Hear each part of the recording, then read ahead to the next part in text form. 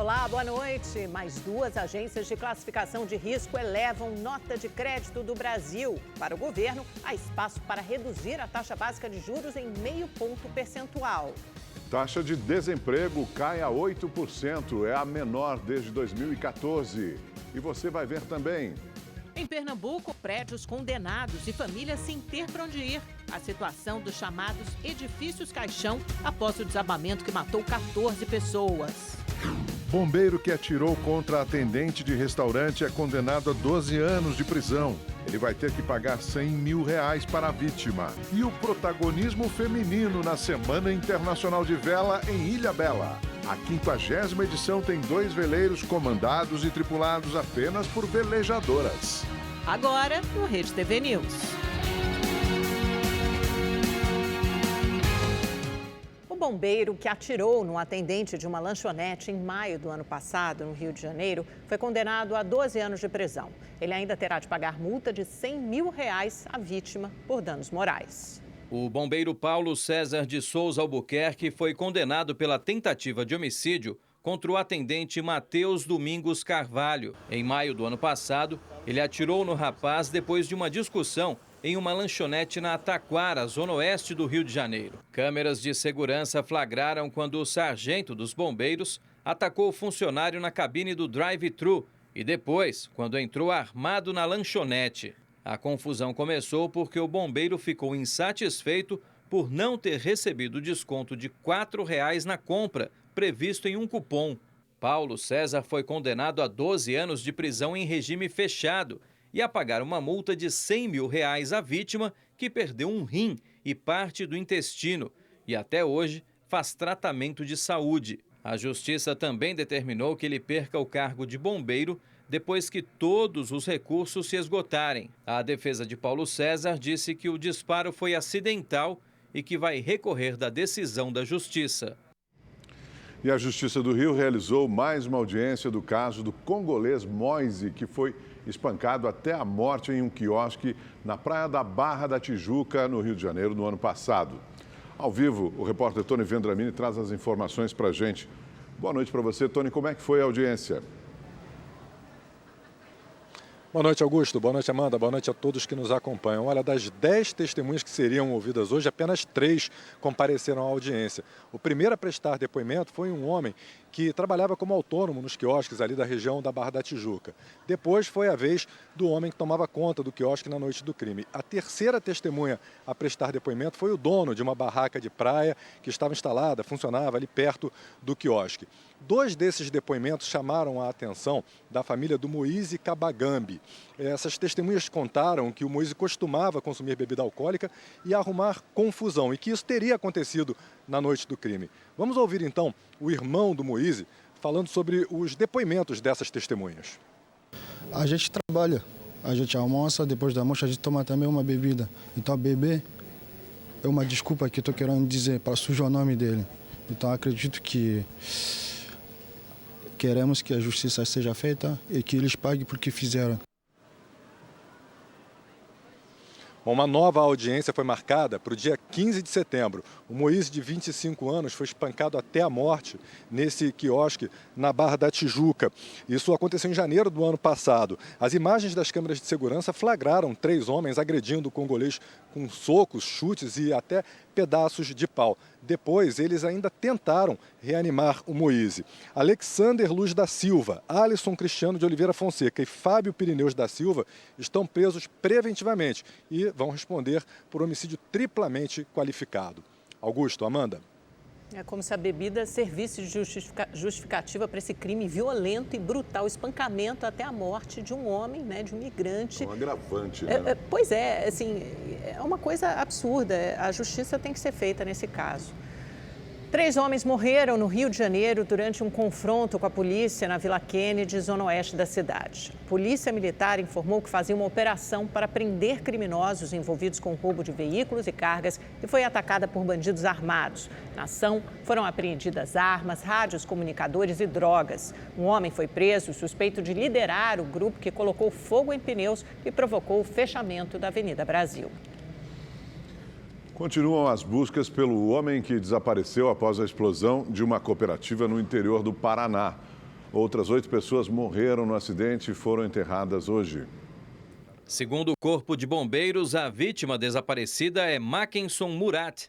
O haitiano estaria soterrado em um dos 3 túneis de armazenamento e transporte de grãos que foram destruídos. As equipes de resgate continuam o trabalho de retirada dos grãos para encontrar Murat. Os outros 7 trabalhadores haitianos, com idades entre 24 e 53 anos, que morreram na explosão, foram velados hoje em um ginásio de Palotina. O corpo de Saulo da Rocha Batista, de 53 anos, a única vítima brasileira, foi enterrado durante a manhã. O Ministério Público do Trabalho e a Polícia Civil instauraram um inquérito para investigar as causas do acidente. As explosões aconteceram no fim da tarde de quarta-feira, em um silo de armazenamento de grãos de milho. Segundo os bombeiros, as vítimas estavam no subsolo quando ocorreu uma explosão na estrutura. A Defesa Civil de Paulista, no Grande Recife, recomendou que os 14 edifícios do conjunto Beira-Mar sejam demolidos. Há exatos 20 dias, o desabamento parcial de um dos blocos causou a morte de 14 pessoas. A Procuradoria-Geral do município encaminhou ao Ministério Público de Pernambuco e ao Tribunal de Justiça a solicitação para que a seguradora responsável pelos prédios execute a demolição. A data deve ser apresentada em até 24 horas. Mas os problemas não param por aí.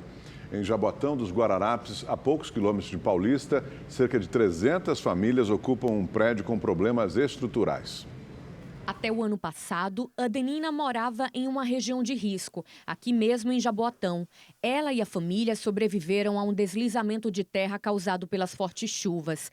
Perderam tudo. O recomeço foi no condomínio Vila do Mar, uma ocupação que já conta com 300 famílias e que a qualquer momento pode desabar. Cheguei a morar na rua com meu filho, não tinha dinheiro para pagar aluguel.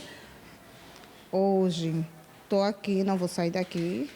Porque é mais segurança para o meu filho. Estou gostando de ficar aqui e aqui está melhor do que a rua. Segundo a Prefeitura de Jaboatão dos Guararapes, o prédio está interditado desde 2009 pelo Instituto de Tecnologia de Pernambuco, que classificou 2 blocos com risco alto e um com risco médio de desabar. No entanto, o movimento não concorda com o laudo apresentado e acredita que o lugar é seguro para a moradia. Esse laudo é um laudo muito raso. Se a Câmara vê que não tem rachadura, entrar dentro dos apartamentos, a própria imprensa pode averiguar isso, ver que esse laudo realmente não conduz com a realidade. A gente está falando de vidas, né? E o que fazer com essas famílias que ocupam esse espaço? É muito fácil, ó, tira as famílias assim, vai para onde?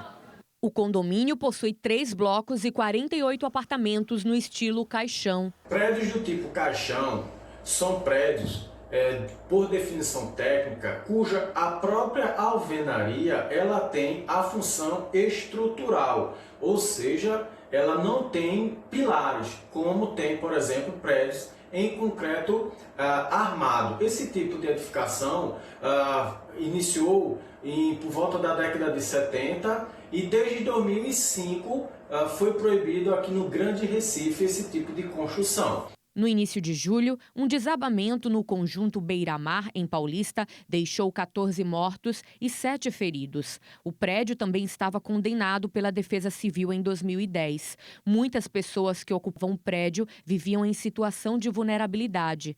Cíntia teme que a tragédia se repita em Jaboatão, mas prefere arriscar para garantir uma casa para os filhos. A gente sonha em ter um lugar próprio para morar, porque quem tem casa é bom, mas para quem não tem fica difícil. Então vale o risco? Vale o risco. A Prefeitura de Jaboatão dos Guararapes enviou uma equipe da Defesa Civil até o condomínio e um documento atestando os riscos da edificação foi entregue aos líderes do movimento. O município disse que já encaminhou ofício à seguradora proprietária do imóvel para que tome as providências cabíveis para garantir a segurança dos ocupantes e se posicione em relação à situação do prédio. O Corpo de Bombeiros afirmou que não é responsabilidade da corporação a inspeção de problemas estruturais e edificações. Nós tentamos contato com a empresa proprietária do condomínio, mas até agora não obtivemos retorno. Com o fim das férias escolares, a fiscalização está reforçada nas principais rodovias do país. Esse é o último fim de semana antes da volta às aulas. A previsão é de aumento no movimento de veículos nas estradas e é preciso redobrar o cuidado. Os policiais mapearam pontos estratégicos para coibir o excesso de velocidade nas rodovias federais do Piauí. Os radares flagraram motoristas a 175 km por hora. Nessa madrugada, 3 pessoas morreram em 2 acidentes na BR-316, no interior do Pará. No mais grave, um micro-ônibus bateu na traseira de um caminhão. O motorista e uma passageira morreram e 4 pessoas ficaram feridas. A semana também foi marcada por acidentes graves em Minas Gerais.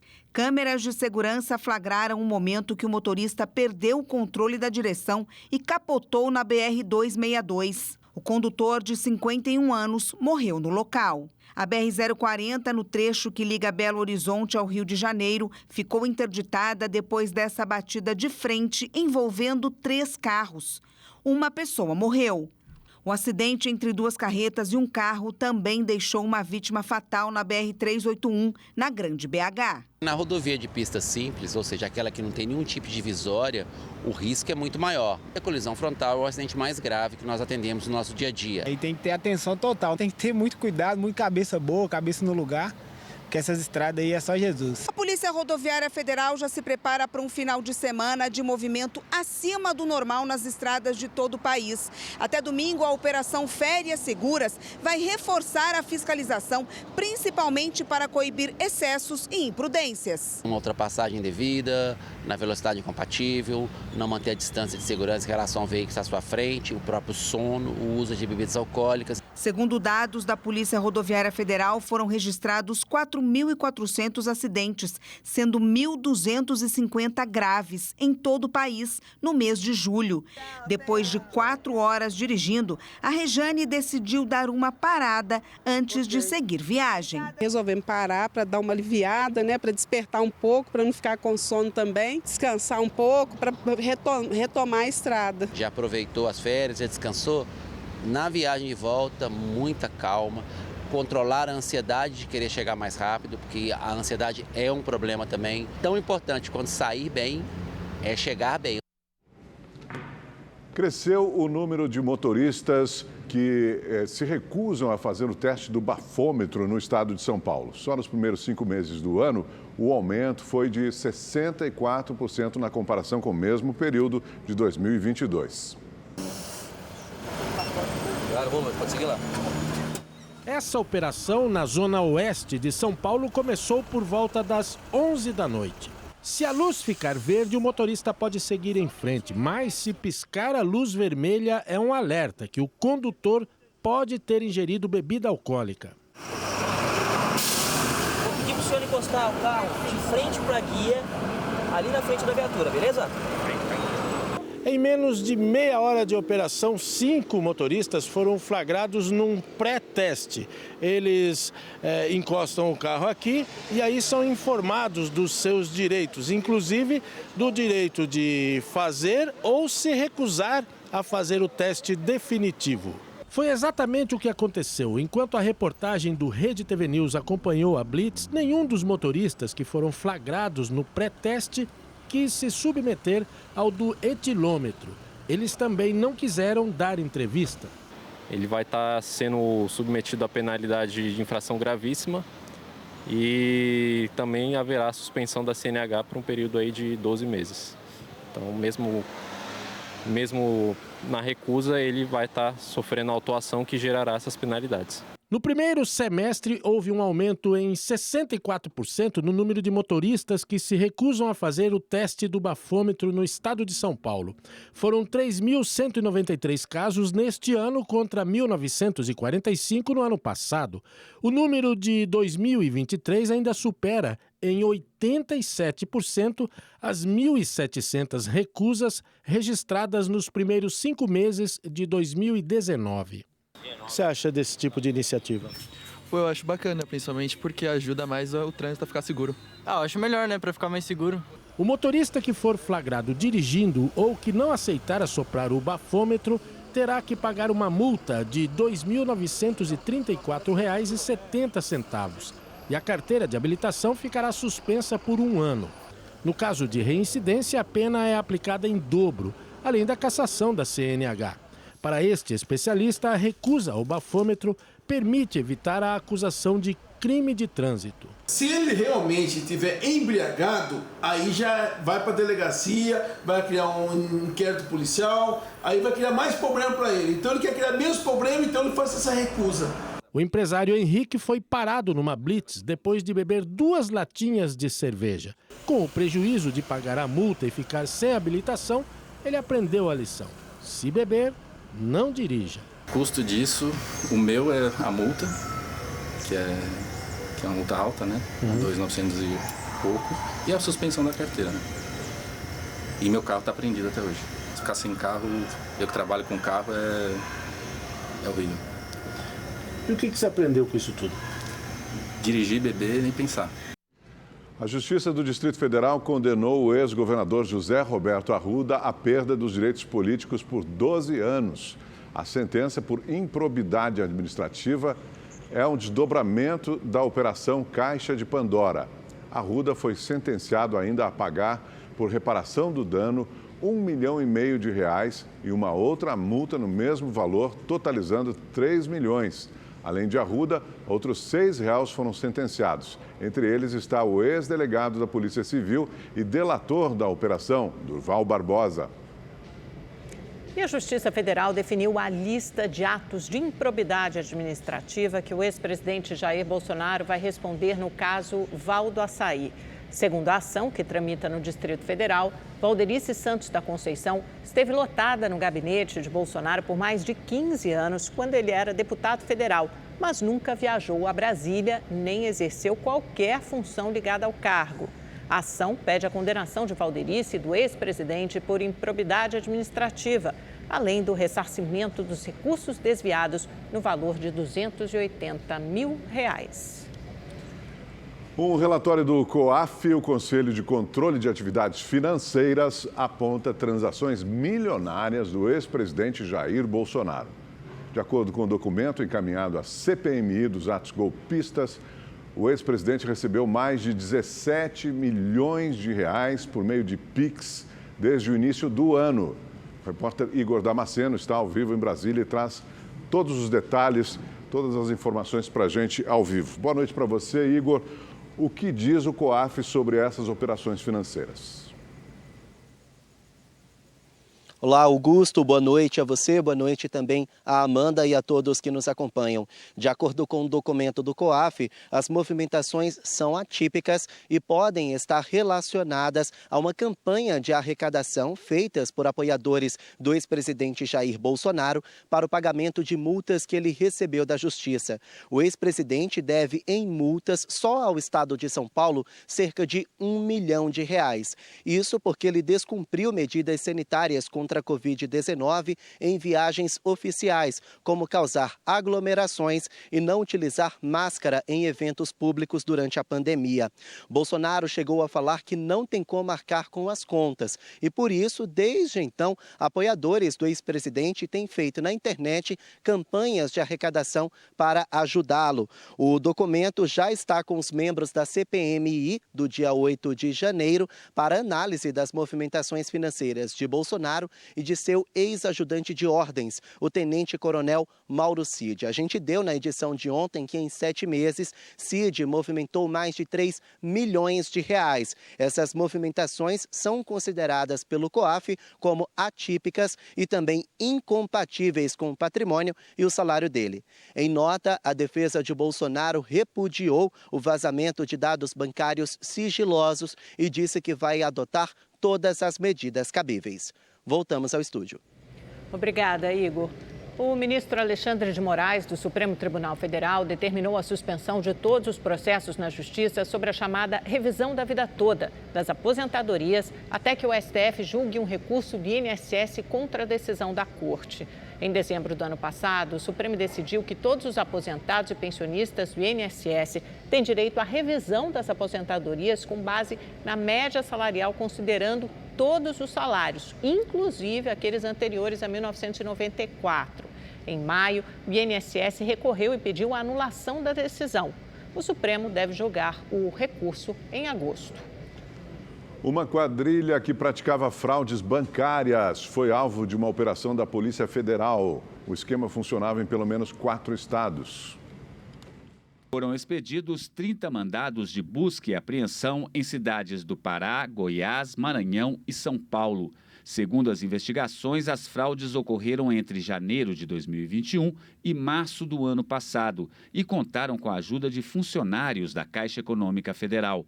Os criminosos usaram informações falsas para realizar mais de 800 operações eletrônicas e desviar quase 2,5 milhões de reais. A Justiça determinou o bloqueio de bens dos envolvidos e o afastamento de funcionários da instituição. 2 pessoas foram presas em flagrante por porte ilegal de arma de fogo e posse de drogas.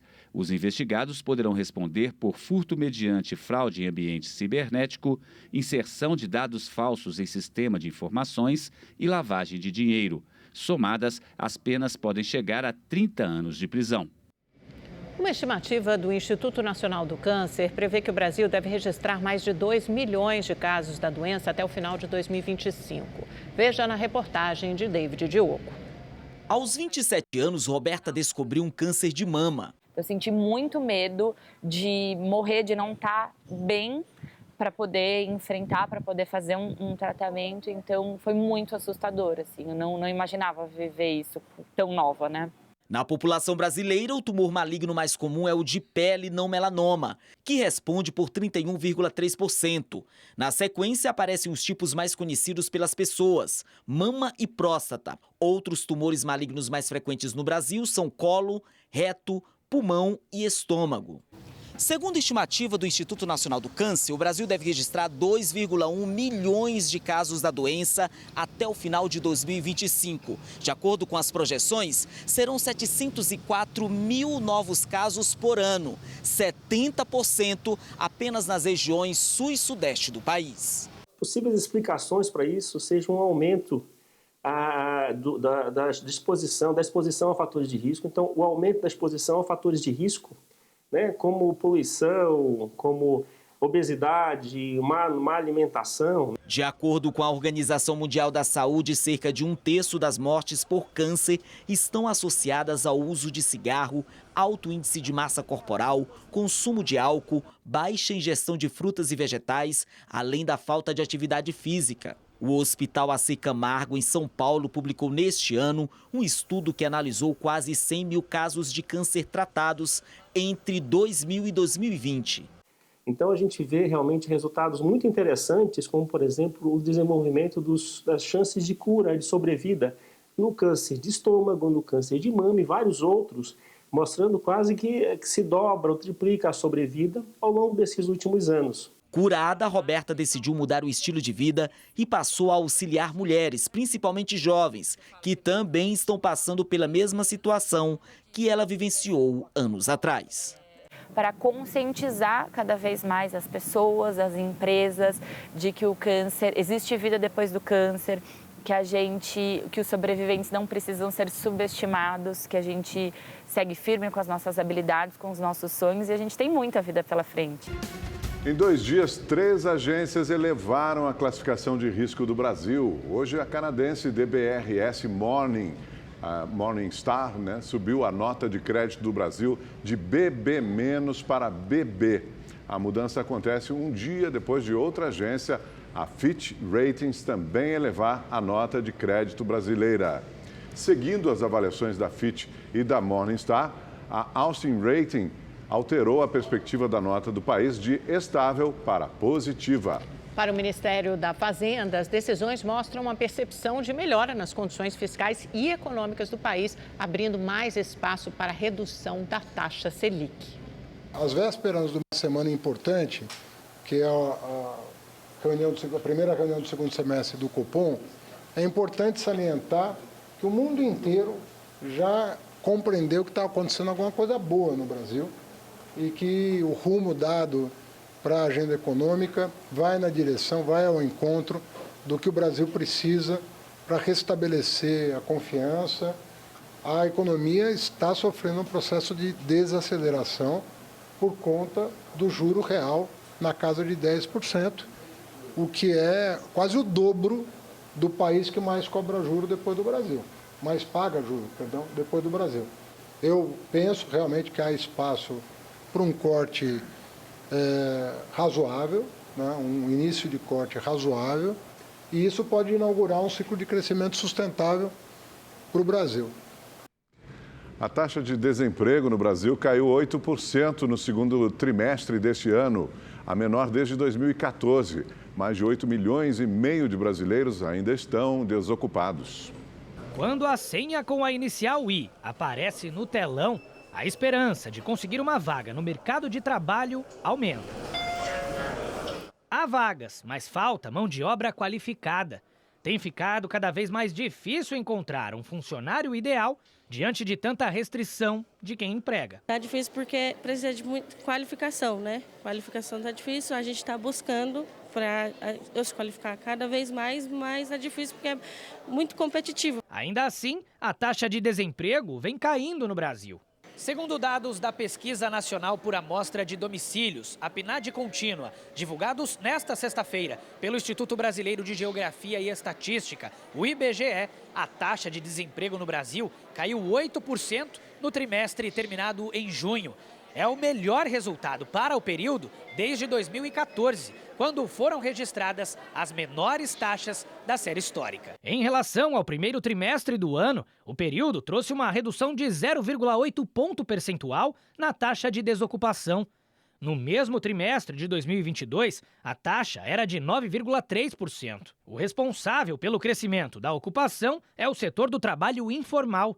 A pesquisa mostrou que o contingente de empregados no setor privado, sem carteira assinada, subiu 2,4% em relação ao trimestre anterior, chegando a mais de 13 milhões de pessoas. Esse segundo trimestre a gente observa, né, que dentro do setor privado, onde houve expansão da ocupação, de fato, essa ocupação expandiu dentre os empregados sem carteira assinada e até mesmo na esfera pública, né? A expansão ocorreu principalmente por meio de contratos temporários. Já o grupo de trabalhadores com carteira assinada no setor privado ficou estável no trimestre. São quase 37 milhões de pessoas, com um aumento de 2,8% em relação ao mesmo trimestre do ano passado. A Ingrid veio ao Centro de Apoio ao Trabalhador e Empreendedorismo, no centro de São Paulo, em busca de uma vaga para trabalhar na linha de produção. Ela até conseguiu um encaixe, mas não está tão confiante assim de que vai ser desta vez que ela vai conseguir um registro em carteira. Uma disputa de uma vaga para 16 pessoas, né, numa fábrica. E aí, né, se for de ser, vai ser, né? Se não for, a gente tem que tentar, né?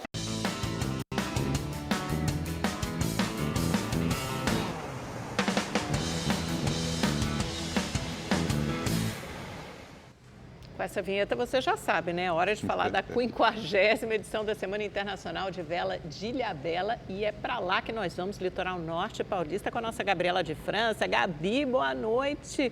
Tá acabando, mas eu quero saber de todos os detalhes, porque eu sei que hoje, sexta-feira, os ventos ajudaram os velejadores. Aliás, tem um ventinho batendo aí ainda atrás de você, tô vendo.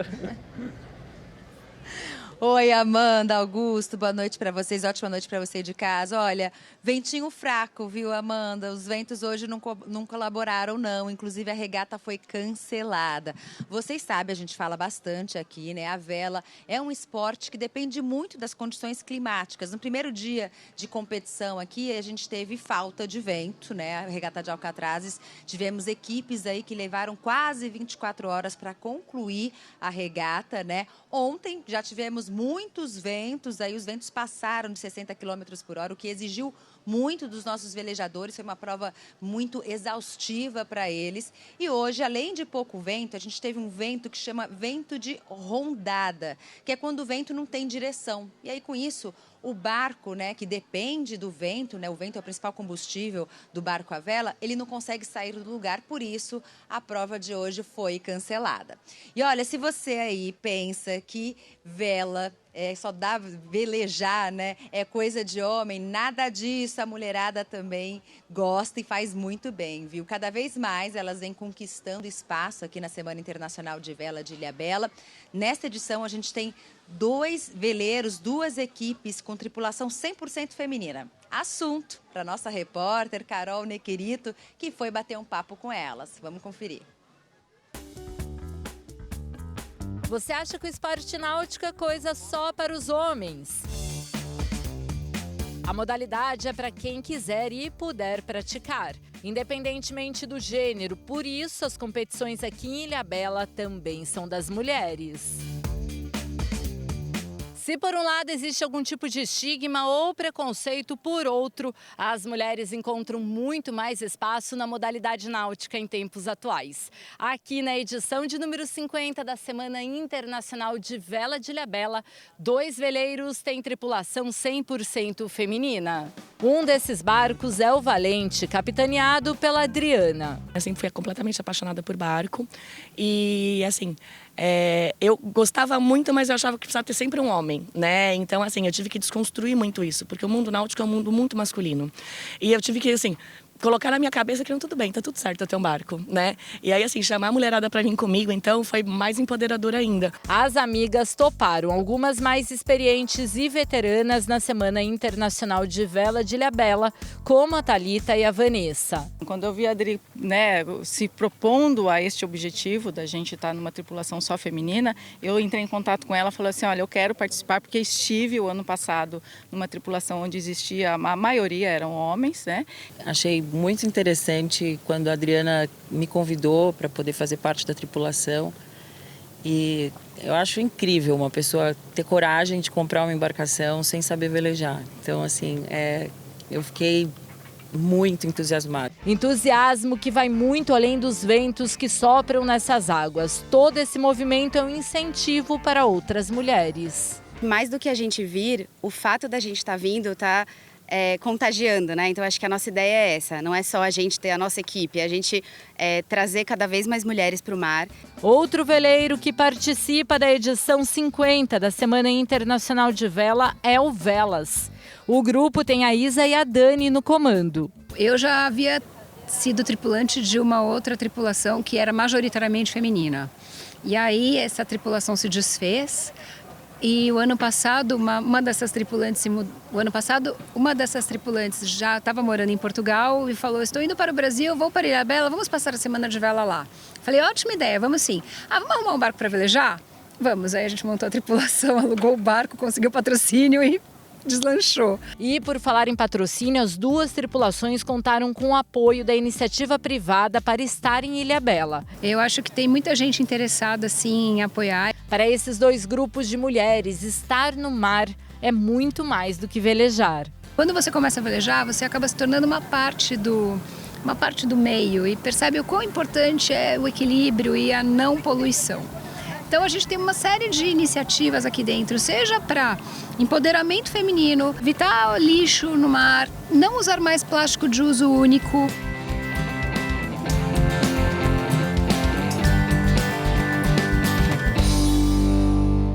O presidente Lula se encontrou hoje com o presidente eleito do Paraguai, Santiago Peña, no Palácio da Alvorada. A repórter Maria Ferreira acompanhou e tem as informações. Oi, Maria, boa noite. Claro que Brasil e Paraguai são sócios no Mercosul, mas quando o assunto são os 2 países, tem um tema que sempre domina a pauta, né, Maria? Você vai nos dizer qual é.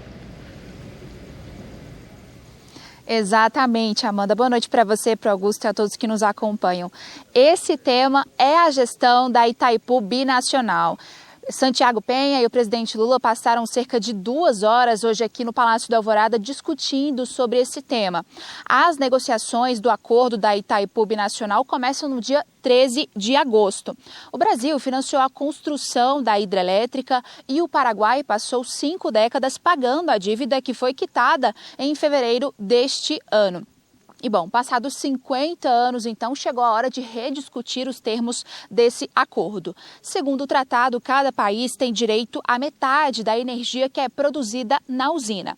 O Paraguai utiliza cerca de 15% dessa energia apenas. E o Brasil tem preferência na compra da energia que é excedente. É justamente esse um dos pontos que o Paraguai quer rediscutir nessa negociação que começa no dia 13 de agosto. Nós vamos ouvir agora o que o presidente eleito do Paraguai, Santiago Penha, disse sobre esse assunto. Os paraguaios e brasileiros sonharam em grande 50 anos atrás. Hoje temos que sonhar de volta em grande. E meu sonho é que em Paraguai e em Brasil não tem que ficar gente com fome, não tem que haver gente que não estuda, não tem que haver gente que não tem trabalho. Então temos que criar as condições para que haja saúde, para que haja educação, para que haja emprego. E isso requer de investimento. Então, quero que a visão de gerar os recursos para investir nos próximos anos é a melhor estratégia para nossos países.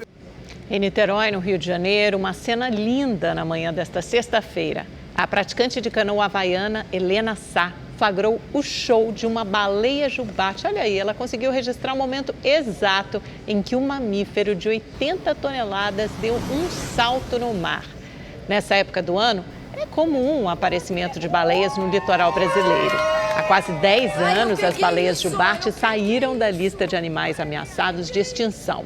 Até o fim dos anos 80, a caça era liberada, o que diminuiu a população para menos de 1.000 baleias. Com a proibição, em 1986, a espécie voltou a se espalhar. Hoje, são estimadas mais de 20.000 baleias jubartes que cruzam o litoral brasileiro todos os anos. E essa aí foi flagrada nesse espetáculo da natureza. Muito bonito, né, Augusto? Muito legal. Parabéns para a Helena que pegou essa imagem lindíssima. Que sorte. Rede TV News fica por aqui. Obrigado pela sua companhia. Amanhã, mais tarde, um pouquinho, 9h30 da noite. E nós estaremos aqui de plantão. Eu e Augusto esperamos você às 9h30. Tchau, boa noite, até lá.